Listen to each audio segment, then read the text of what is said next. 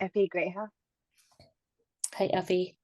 Hi, I am Dr. Effie Greathouse, a PPS parent who is very proud of our district's landmark climate crisis response, climate justice, and sustainable practices policy. On behalf of the Safe Indoor Air for Oregon Schools Network, I want to thank Director DePass for hopefully bringing to the committee the community proposed additions to our climate and sustainability policy.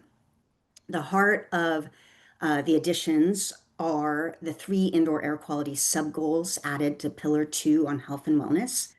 There are a couple other items we're proposing as well. Updating the environmental literacy goal in the introduction so that it doesn't emphasize individual action to the exclusion of understanding systems impacts. An environmental education goal is strongest when it gives equal footing to the effects of personal choices and the effects of systems. We also added an explicit goal to develop emergency response plans for climate events, ice storms and snow, wildfires, flooding, and to maintain and update the extreme heat plan.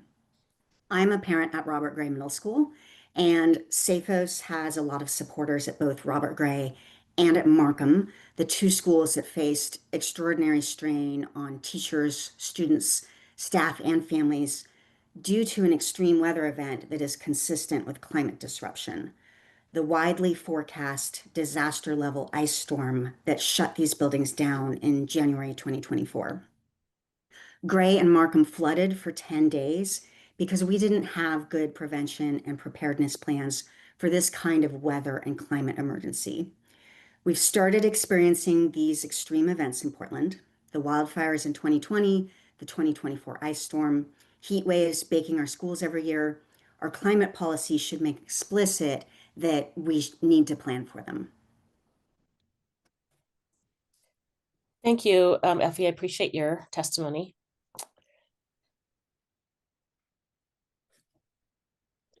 Kylie Minow Johnson.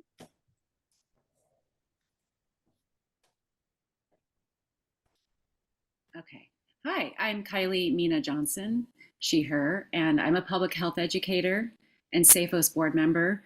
My daughter recently graduated from Franklin, and my son is at Benson High School. I'm here today to speak in support of the three indoor air quality sub-goals SAFOS is proposing with support from Board Chair Wang. From both an environmental and public health perspective, indoor air quality is one of the most powerful yet overlooked shapers of our health. Clean indoor air reduces respiratory infections and asthma risk, protects cardiovascular health, and prevents cancer. In schools, it is associated with better focus, attendance, and academic performance, and is an occupational health indicator. Temperature matters too, and it's not just about comfort, it's about thermal health. We need to put thermal health and safety management strategies in place to reduce the dangers of the more and more frequent extreme heat and cold events caused by climate change. Thermal health also affects attention, memory, and learning, and is recognized as an occupational health hazard. Subgoals 3, 4, and 5 help the district better manage and monitor temperature and air quality.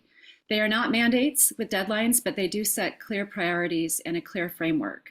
Subgoal 3 aims to mitigate extreme heat and cold by updating HVAC systems, creating more flexible window usage practices, and using clean, safe, temporary measures, long-standing educator and school community priorities. Subgoal 4 recommends evidence-based technologies to improve air quality through energy-efficient in-room air filtration and ventilation with 6 to 12 air changes per hour.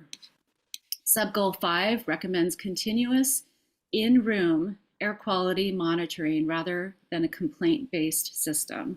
This makes air quality visible, understandable, and actionable for students, staff,